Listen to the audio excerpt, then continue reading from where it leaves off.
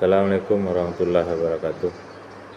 Alhamdulillahirabbil alamin, puji syukur kepada Allah Subhanahu wa taala, selawat kepada Nabi besar Muhammad sallallahu alaihi wasallam.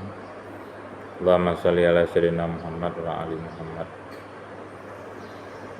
Melihat kondisi Timur Tengah pada zaman modern ini, terutama pasca Perang Dunia Kedua hingga hari ini,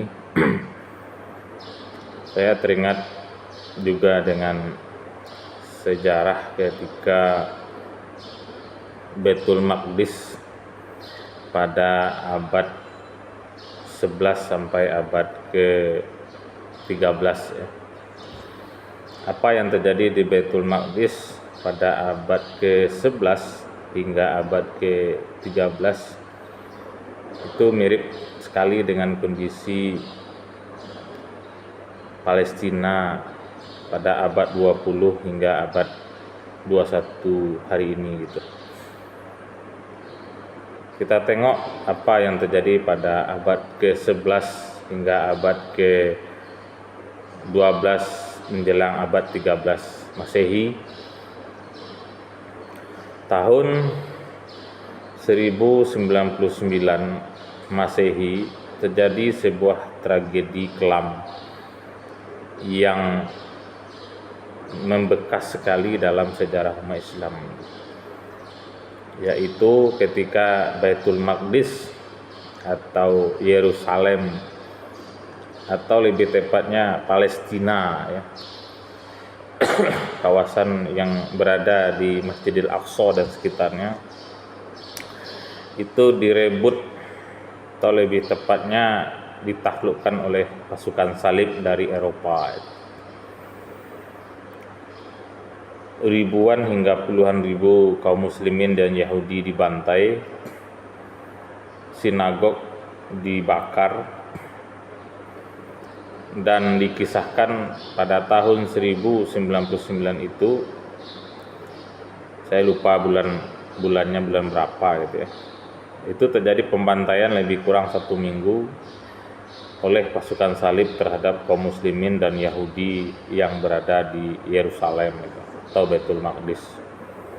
Ada yang mengatakan 70.000 hingga 100.000 dibantai, ada juga yang mengatakan angkanya di bawah itu. Yang jelas fakta bahwa pembantaian pasukan salib terhadap kaum muslimin dan Yahudi terjadi pada tahun 1099 Masehi.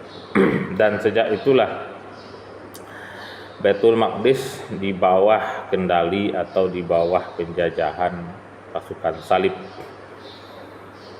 Hingga 88 tahun setelah kejadian itu, tepatnya tahun 1187 Masehi, seorang panglima perang sekaligus seorang raja, seorang sultan yang bernama Salahuddin Al-Ayyubi berhasil mengambil alih kekuasaan di sana dengan menaklukkan pasukan salib, dan Baitul Maqdis kembali di bawah kaum muslimin. Setelah kaum muslimin berhasil mengembalikan Baitul Maqdis ke tangan umat Islam, dan sepeninggalnya Salahuddin Al-Ayyubi tahun 1193 Masehi kalau tidak salah, itu Baitul Maqdis kondisinya kadang di tangan kaum muslimin dan suatu kali pernah juga di tangan pasukan salib ya, walaupun tidak begitu lama. Dan tahun 1258 pasukan Mongol atau Tatar berhasil mengepung Baghdad dan membantai puluhan ribu bahkan ratusan ribu orang, para ulama, para pemikir yang berada di Baghdad. Baghdad merupakan pusat kekhalifahan Islam pada waktu itu. Perpustakaan dibakar, buku-bukunya dibuang ke sungai, dan kehancuran itu dilakukan selama 1 bulan gitu. Jadi dalam waktu yang tidak begitu jauh ya, 1099 Masehi dan 1258 Masehi. Ada dua malapetaka besar terjadi di dunia Islam, tepatnya di kawasan Timur Tengah gitu. Nah, sepanjang periode itu ya, lebih kurang 2 abad, dimulai dari penyerangan pasukan salib dari Eropa sampai berakhirnya perang salib itu sendiri pada tahun 1292, lebih kurang 2 abad, huru hara terjadi di Timur Tengah. Sampai-sampai para ulama pada waktu itu yang hidup pada masa itu menyebut bahwa tidak ada lagi peristiwa yang kelam, yang mengerikan setelah ini gitu. Hingga pasukan Tatar yang sangat mengerikan itu, sebagian para ulama menyebutnya inilah dia Ya'juj dan Ma'juj itu gitu. Nah, selesainya perang salib dan habisnya atau berakhirnya kekuasaan Mongol dengan masuknya agama Islam sebagian keturunan Genghis Khan dan sebagian lagi pulang kampung gitu ya. Baitul Maqdis kembali di bawah kendali umat Islam selama berabad-abad setelah itu. Kita mengenal ada Turki Utsmani yang bertahan lebih kurang 6-7 abad gitulah. Nah, sekarang kita melihat Timur Tengah. Di Timur Tengah itu kondisi Baitul Maqdis dalam kondisi yang kurang lebih sama pada masa abad ke-11 itu, yaitu di bawah penjajahan. Bedanya kalau dulu di bawah penjajahan pasukan salib, sekarang di bawah penjajahan Zionis gitu. Nah, dan penjajahan itu sudah berlangsung berpuluh-puluh tahun gitu. Kalau dulu pasukan salib hanya bisa bertahan 88 tahun, kayaknya Zionis bisa bertahan lebih dari 1 abad. Dan sampai sekarang tanda-tanda mereka itu akan segera meninggalkan Baitul Maqdis itu masih jauh gitu ya. Tanda-tanda kelemahannya juga belum nampak betul gitu. Nah, di Timur Tengah kita melihat kaum muslimin terpecah-pecah dengan banyak negara dan kekuatan-kekuatan yang seandainya bisa bersatu ya, kalau kita boleh berandai-andai, seandainya negara-negara Timur Tengah atau negara-negara kaum muslimin pada hari ini bersatu, maka jangankan Zionis ya, dunia ini bisa kita ambil alih perannya begitu, bisa kita kendalikan gitu. Namun faktanya hal itu jauh panggang dari api. Kita hanya bisa berdoa dan berharap semoga itu akan terwujud di masa yang akan datang gitu. Nah, kita melihat di Timur Tengah itu ada satu negara, lebih tepatnya satu peradaban ya, atau bangsa lah begitu ya, yang disebut dengan Parsia, yaitunya Iran gitu. Memang Iran ini secara bangsa sebagian besar dihuni oleh orang-orang bangsa Parsia gitu ya. Namun apakah Iran sekarang itu sama identik dengan bangsa Parsia pada masa awal ya, sebelum Masehi, ketika dia menjadi sebuah kekuatan besar pada waktu itu? Tentu juga tidak gitu ya. Karena Iran hari ini adalah Iran yang dihuni oleh kaum muslimin gitu. Namun ya, faktanya kaum muslimin yang saya maksud bukan seperti kaum muslimin yang kita kenal secara lebih luas. Kaum muslimin yang ada di Iran sebagian besarnya ya, walaupun tidak semuanya, itu menganut aliran Syiah itu. Ya. Nah, sejak revolusi Islam Iran tahun 1979 sampai hari ini, Iran sudah mendeklarasikan bahwasanya republik di Iran itu adalah Republik Islam Iran gitu. Tentu saja Islam yang dimaksud di sini adalah Islam dengan aliran Syiah itu. Namun begitu, kita tidak mengatakan bahwa di Iran itu tidak ada Ahlus Sunnah itu. Tidak ada non Syiah.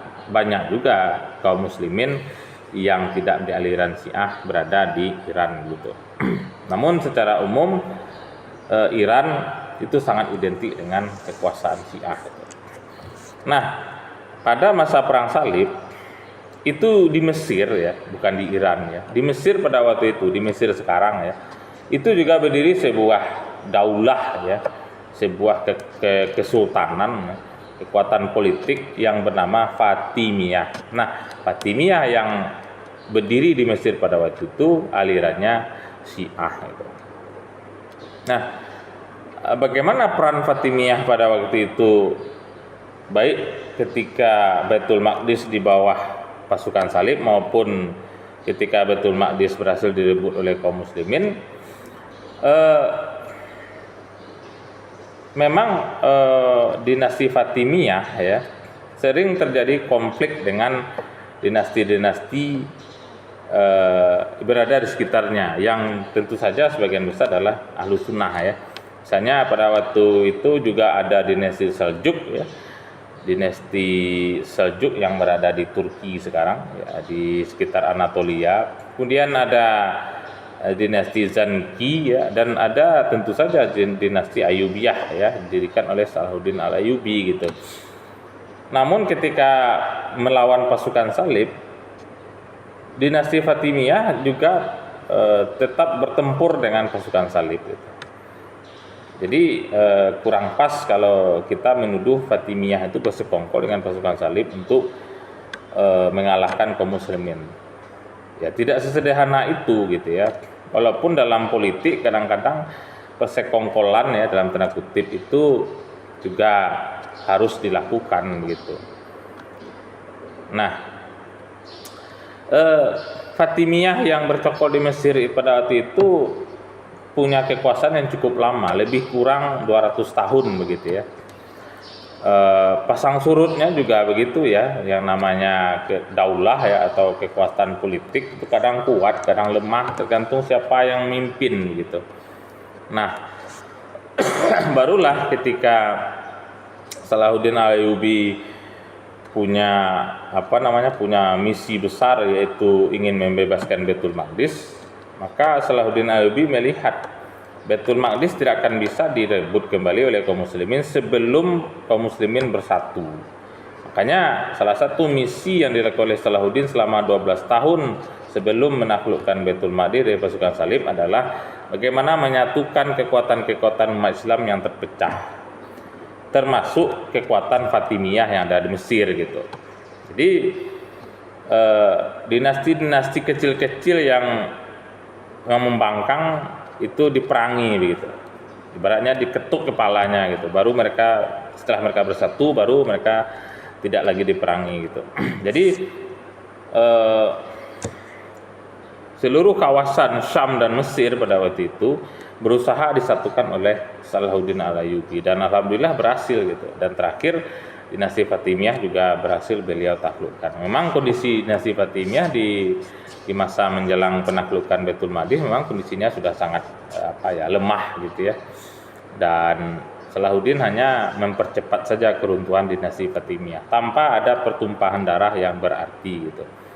Artinya Salahuddin Al-Ayyubi paham betul ya, menghadapi Fatimiyah tidak sama dengan menghadapi pasukan salib gitu. Pertama karena Fatimiyah itu juga sesama kaum muslimin ya, walaupun beda aliran gitu ya. Nah, yang kedua, sedikit banyak Fatimiyah juga berkontribusi dalam upaya pembebasan Baitul Maqdis. Nah, kita melihat Iran sekarang itu mirip dengan Fatimiyah pada masa itu ya. Cuma sayangnya untuk yang ahlu sunnah, kita belum melihat sosok Salahuddin Al-Ayyubi sekarang ini ya. Mungkin sudah ada tapi kita juga tidak tahu ya. Fatimiyah pada masa perang salib itu sama dengan Iran sekarang itu.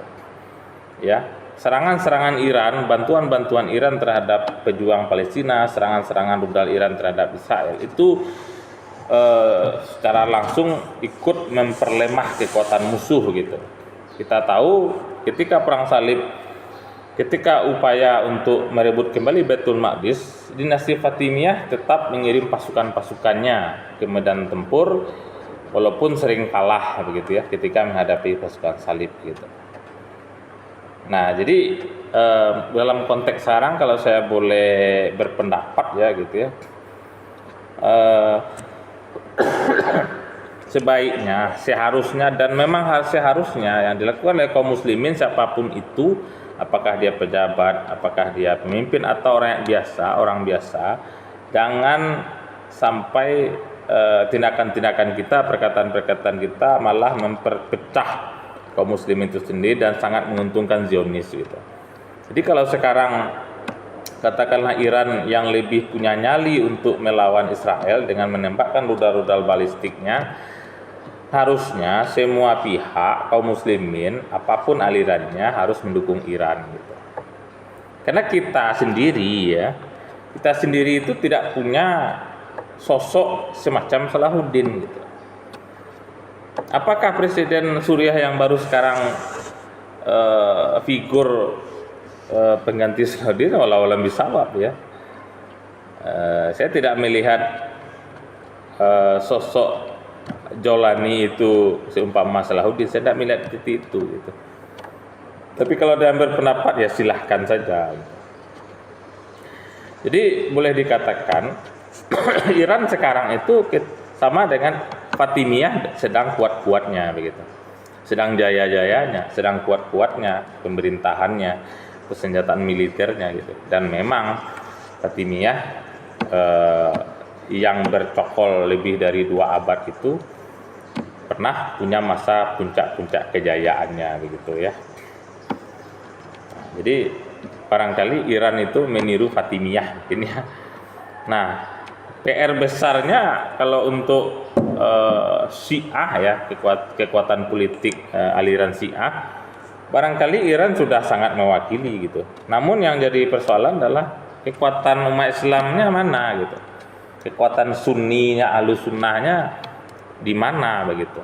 Salahuddinnya di mana? Apakah belum lahir atau sudah lahir? Ya. Karena kita lihat kaum muslimin di Timur Tengah atau negara-negara Islam Timur Tengah itu belum satu suara itu. Tidak sekompaknya negara-negara Syiah seperti Iran, Yaman ya, Houthi dengan Houthi-nya, Lebanon dengan Hizbullahnya begitu ya. Harusnya kita belajar dari Iran begitu. Kalau kita bisa menyatukan kekuatan seperti Iran, ya tentu lebih dahsyat lagi serangan-serangan kita ke Israel gitu ya.